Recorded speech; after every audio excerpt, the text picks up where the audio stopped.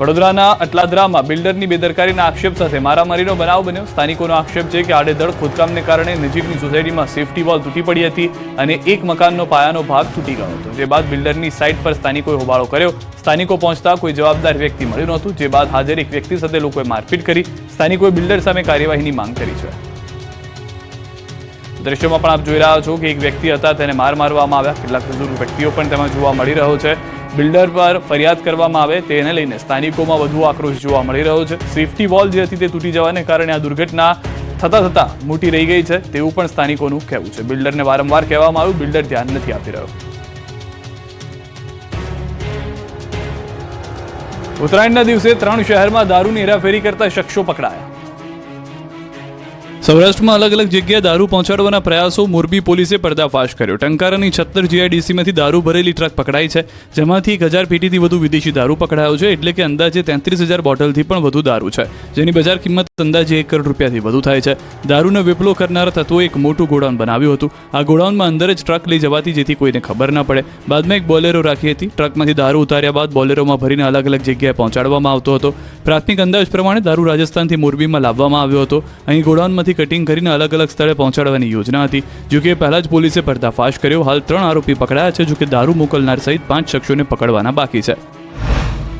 આ તરફ સુરેન્દ્રનગરના સુદામડા ગામે વિદેશી દારૂના કટિંગ પર પોલીસ ત્રાટકી। 34.5 લાખનો વિદેશી દારૂ ઝડપી પાડ્યો। સુદામડા ગામની સીમમાં વિદેશી દારૂની મોટા પાયે હેરાફેરી કરવામાં આવી રહી હોવાની બાતમીના આધારે સાયલા પોલીસે દરોડા કરતા બુટલેગરોમાં નાસભાગ મચી ગઈ। વિદેશી દારૂની 2568 બોટલો, બોલેરો પિકઅપ ગાડી તેમજ એક્ટિવા સહિત કુલ ₹39,76,200નો મુદ્દામાલ કબજે કરવામાં આવ્યો। વિદેશી દારૂનો જથ્થો મંગાવનાર તેમજ બોલેરો અને એક્ટિવા ચાલક સહિત કુલ 5 શખ્સ સામે ગુનો નોંધવામાં આવ્યો। આ બાજુ દાહોદથી પણ કરોડોનો દારૂ ઝડપાયો। 1.35 કરોડ કરતાં વધુના દારૂ ઝડપાયો। પ્લાસ્ટિકના રોલની આડમાં લઈ જવાતો વિદેશી દારૂ ઝડપી પાડ્યો। અમદાવાદ ઇન્દોર હાઈવે ઉપરથી દારૂ પકડી પાડ્યો। પોલીસે મધ્યપ્રદેશના 2 આરોપીની ધરપકડ કરી। આ તરફ જામનગર એરપોર્ટને ઉડાવી દેવાની ધમકી મળી। કોર્ટને ઉડાવી દેવાની ધમકીઓ વચ્ચે હવે જામનગરના એરપોર્ટમાં બોમ્બ હોવાની નનામી ધમકી આવી છે। એરપોર્ટને બોમ્બથી ઉડાવી દેવાની અજ્ઞાત શખ્સ દ્વારા ઈમેલ મારફતે ધમકી આપવામાં આવતા ખળભળાટ મચી ગયો। આ ધમકીભર્યો મેલ મળતા જ એરપોર્ટ ઓથોરિટી સહિત પોલીસ કાફલો અને બોમ્બ સ્ક્વોડ તાબડતોબ એરપોર્ટ પર પહોંચી ગઈ છે અને સમગ્ર પરિસરને છાવણીમાં ફેરવી દેવામાં આવ્યું છે। ભારતીય ક્રિકેટર હાર્દિક પંડ્યા જામનગર એરપોર્ટથી રવાના થયાના થોડા જ સમય બાદ આ ધમકીભર્યો મેલ મળ્યો હતો। ઘટનાની ગંભીરતાને ધ્યાને લઈને વહીવટી પ્રશાસન અને સુરક્ષા એજન્સીઓ તુરંત હરકતમાં આવી ગયા। જામનગર એસપી ડોક્ટર રવિ મોહન સૈની, ડીવાયએસપી જયવીરસિંહ ઝાલા સહિત એસઓજી અને એલસીબીની ટીમો એરપોર્ટ પર ધામા નાખ્યા। ધમકીના પગલે બોમ્બ સ્ક્વોડ અને ડોગ સ્ક્વોડની મદદથી એરપોર્ટના ખૂણે ખૂણાની તપાસ કરવામાં આવી। ફ્લાઇટમાં આવતા અને જતા તમામ મુસાફરોનું કડક ચેકિંગ હાથ ધરવામાં આવ્યું છે। જૂનાગઢના કેશોદમાં જેમ પોર્ટલ જીએસટી મુદ્દે 53 ગામના સરપંચો ગ્રામસભાનો બહિષ્કાર કરશે। કેશોદ તાલુકાના પંચાયતી રાજના ઇતિહાસમાં પ્રથમ વખત વહીવટી તંત્ર અને સરકારની નીતિઓ સામે એક મોટું આંદોલન આકાર લઈ રહ્યું છે। કેશોદમાં તાલુકાના તમામ 53 ગામોના સરપંચોની એક અગત્યની બેઠક મળી, જેમાં સરકાર દ્વારા લાદવામાં આવેલા નવા નિયમો અને પંચાયતોની સ્વાયત્તતા છીનવાના પ્રયાસો સામે ભારે રોષ જોવા મળ્યો। આ બેઠકમાં ઉપસ્થિત તમામ સરપંચોએ એક સૂરે નિર્ણય કર્યો છે કે આગામી 15 અને 16 ઓગસ્ટના રોજ સરકાર દ્વારા જે ગ્રામસભાઓનું આયોજન કરવા માટે પરિપત્ર બહાર પાડવામાં આવ્યો છે તેનો સંપૂર્ણપણે બહિષ્કાર કરવામાં આવશે। સરપંચોની માંગણી છે કે દરેક પંચાયતને સ્વતંત્ર GEM-ID ફાળવવામાં આવે, જેથી સ્થાનિક સ્તરે પારદર્શક ખરીદી થઈ શકે, કારણ કે GEM પોર્ટલ દ્વારા ખરીદીના બહાને પંચાયતો પર જિલ્લા કક્ષાએથી નક્કી કરેલી એજન્સીઓ થોપી બેસાડવામાં આવી છે। સરપંચોનો આક્ષેપ છે કે આ એજન્સીઓ દ્વારા હલકી ગુણવત્તાના સ્ટ્રીટ લાઇટ અને સીસીટીવી કેમેરા જેવા સાધનો મોંઘા ભાવે પધરાવાય છે। એટલે સરપંચોએ હુંકાર ભર્યો છે કે જ્યાં સુધી તેમના પ્રશ્નોનું નિરાકરણ નહીં આવે ત્યાં સુધી ગામડાઓમાં કોઈ પણ સરકારી સભા યોજવા દેવામાં નહીં આવે। અમદાવાદમાં કેન્દ્રીય ગૃહમંત્રી અમિત શાહે કરી પતંગબાજી તો મંદિરે પહોંચી કરી પૂજા અર્ચના। ગુજરાતના પ્રવાસે આવેલા કેન્દ્રીય ગૃહમંત્રી અમિત શાહે અમદાવાદમાં ઉત્તરાયણ પર્વની ઉજવણી કરી। પરિવાર સાથે વહેલી સવારે અમદાવાદના જગન્નાથ મંદિરે પહોંચ્યા। જગન્નાથ મંદિરમાં વિશેષ પૂજા અર્ચના કરવામાં આવી। ભગવાન જગન્નાથના આશીર્વાદ લીધા બાદ ગાય માતાની પૂજા કરી અમિત શાહ ઘાસનું દાન કરી ચૂક્યા। જે બાદ અમિત શાહ અમદાવાદ શહેરના એસજી હાઈવે પર આવેલા ગુરુદ્વારાએ પહોંચ્યા। અહીં પરિવાર સાથે દર્શન કર્યા। ગુરુદ્વારામાં બેસી ગુરબાની સાંભળી હતી। મંદિરે દર્શન કર્યા બાદ અમિત શાહ પતંગબાજી કરવા માટે પહોંચ્યા. જ્યારે પતંગબાજી માટે કેન્દ્રીય ગૃહ અને સહકાર મંત્રી અમિત શાહ નારણપુરામાં પહોંચ્યા ત્યારે લોકોમાં ઉત્સાહ છવાયો. અમિત કાકાવાળો ટ્રેન્ડ આ વર્ષે પણ યથાવત જોવા મળ્યો. નારણપુરા વિસ્તારમાં અર્જુન ગ્રીન્સના ધાબા પર અમિત શાહે પતંગ ચગાવીને ઉત્તરાયણની ઉજવણી કરી. અહીં અમિત શાહ પરિવાર સાથે પહોંચ્યા અને કાર્યકરો સ્થાનિકો સાથે પતંગબાજીની મજા માણી. બાદમાં ધાબા પર બેસીને પરિવાર સાથે વિવિધ વ્યંજનોનો સ્વાદ પણ માણ્યો. અમિત શાહ દર વર્ષે પોતાના મત વિસ્તારમાં જ ઉત્તરાયણની ઉજવણી કરે છે. પતંગબાજીની મજા માણ્યા બાદ અમિત શાહે તમામ લોકોનું અભિવાદન ઝીલ્યું. બીજી તરફ બપોર બાદ કેન્દ્રીય ગૃહમંત્રી અમિત શાહે અખબારનગરમાં પતંગોત્સવની ઉજવણી કરી. કાર્યકર્તાઓ સાથે અમિત શાહે પતંગ ચગાવ્યો. અમિત શાહના સ્વાગત માટે સ્થાનિકોમાં ઉત્સાહ જોવા મળ્યો. ઉત્તરાયણે મુખ્યમંત્રી ભૂપેન્દ્ર પટેલથી લઈને મંત્રીઓ અને નેતાઓએ કરી પતંગબાજી. ઉત્તરાયણને લઈને રાજ્યભરના લોકોએ ઉત્સાહ સાથે ધાબે પતંગ ચગાવી હતી. ત્યારે નેતાઓએ પણ પતંગબાજી કરી. રાજ્યના મુખ્યમંત્રી ભૂપેન્દ્ર પટેલે દરિયાપુરમાં પતંગબાજી કરી. અહીં કાર્યકરના ધાબા પર ચડીને પતંગ ચગાવી હતી. ઉત્તરાયણની મજા માણી. આ બાજુ નાયબ મુખ્યમંત્રી હર્ષ સંઘવીએ સુરતમાં પતંગોત્સવની ઉજવણી કરી હતી. ધાબે પતંગ ચગાવતા પહેલા હર્ષ સંઘવીએ ગાયોને ઘાસચારો ખવડાવ્યો હતો. ગાયોની પૂજા કરી હતી. પરિવાર સાથે ગાયોની પૂજા કરી. જે બાદ આકાશી યુદ્ધ ખેલવા માટે ધાબે ચડ્યા. અહીં હર્ષ સંઘવીએ પતંગ ચગાવી હતી. વિધાનસભા અધ્યક્ષ શંકર ચૌધરીએ થરાદમાં ઉત્તરાયણ મનાવી હતી. શંકર ચૌધરીએ ભાજપના કાર્યકર્તાઓ સાથે પતંગ ચગાવીને ઉત્તરાયણની મજા માણી હતી. ઉત્તરાયણ નિમિત્તે શંકરભાઈ ચૌધરીએ થરાદવાસીઓને આપી વિકાસની ભેટ. થરાદ નગરપાલિકાને ક ગ્રેડમાંથી એ ગ્રેડમાં અપગ્રેડ કરવામાં આવ્યા છે. આ બાજુ મહેસાણામાં કેબિનેટ મંત્રી ઋષિકેશ પટેલે પતંગ ચગાવ્યો. કાર્યકરો સાથે ધાબા પર પતંગોત્સવનો આનંદ માણ્યો. વિકસિત ભારત અને સ્વદેશી અપનાવવાના સંકલ્પ સાથે પર્વ ઉજવ્યો. વાહન ચાલકોને સેફટી ગાર્ડ અને મફલર પહેરવા મંત્રીએ અપીલ કરી.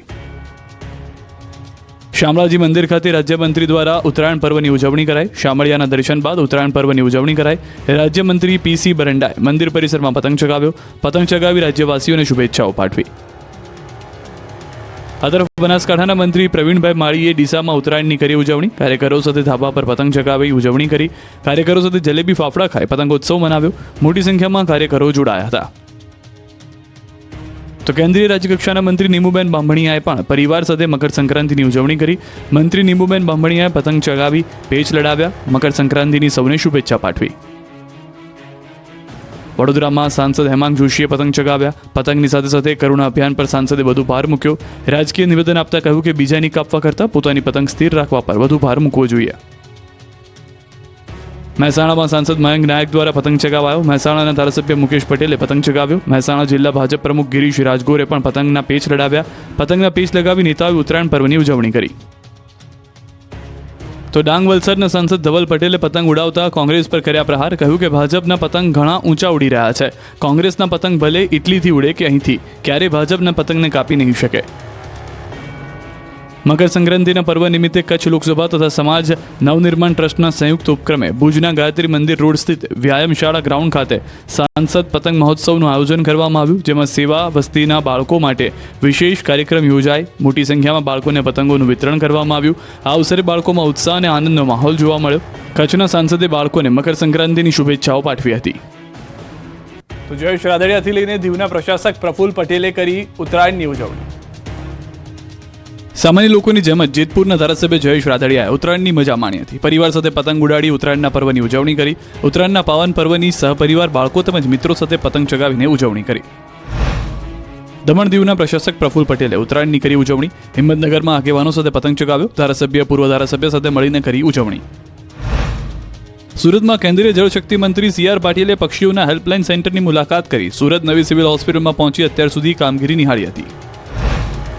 આ બાજુ અરવલ્લીમાં ધવલસિંહ ઝાલાએ પરિવાર સાથે મનાવી ઉત્તરાયણ. બાયડ, માલપુર, સાઠંબાની જનતા માટે પણ આપ્યો સંદેશ.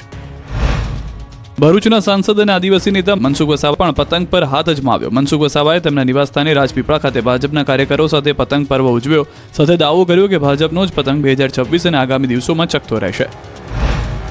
તો સુરત પશ્ચિમના ધારાસભ્ય પૂર્ણેશ મોદીએ ઉત્તરાયણ પર રાષ્ટ્રપ્રેમનો અનોખો સંદેશ આપ્યો. કેસરી રંગના પતંગો પર સ્વદેશી અપનાએંગે, આત્મનિર્ભર બનાએંગેના સૂત્રો લખ્યા. વોકલ ફોર લોકલનો સંદેશ આકાશમાં ઉડતા પતંગો દ્વારા ફેલાવવામાં આવ્યો. રામાયણ સિરિયલના રામ એટલે કે અરુણ ગોવિલ અને પૂર્વ ક્રિકેટર કપિલ દેવ ઉત્તરાયણના દિવસે ગુજરાતના ગામડે પહોંચ્યા. ભાવનગરમાં મનસુખ માંડવિયાના વતન હણોલમાં ચાલી રહેલા આત્મનિર્ભર ઉત્સવમાં બંને દિગ્ગજો પહોંચ્યા અને પતંગબાજીનો આનંદ લૂટ્યો. મનસુખ માંડવિયા ઉપરાંત આ ઉત્સવમાં રાજ્યના મંત્રી અર્જુન મોઢવાડિયા પણ સામેલ થયા. ક્રિકેટર કપિલ દેવે હણોલ ગ્રાઉન્ડ ખાતે યુવાનો સાથે ક્રિકેટ રમીને તેમને પ્રોત્સાહિત કર્યા હતા. ગુજરાતીઓએ મન ભરીને માણી ઉત્તરાયણ. આખો દિવસ કાયપો છે, લપેટ લપેટની બૂમો સંભળાતી રહી. કાયપો છે લપેટ લપેટ એ ગઈ ઢીલ દે સહિતની બૂમાબૂમથી રાજ્યભરનું આકાશ ગુંજતું રહ્યું. ઉત્તરાયણના પાવન પર્વની ગુજરાતીઓએ ઉત્સાહ, ઉમંગ અને ઉમળકાભેર ઉજવણી કરી હતી. વહેલી સવારથી મોડી સાંજ સુધી ધાબે ચડી વિવિધ રંગોની પતંગ ચગાવી ગરબે ઘૂમી તહેવારની મજા માણી હતી. ગુજરાતનું આકાશ પણ રંગબેરંગી પતંગોથી રંગાઈ ગયું હતું. આકાશી યુદ્ધ જાણે જામ્યું હોય તેવા દ્રશ્યો સર્જાયા.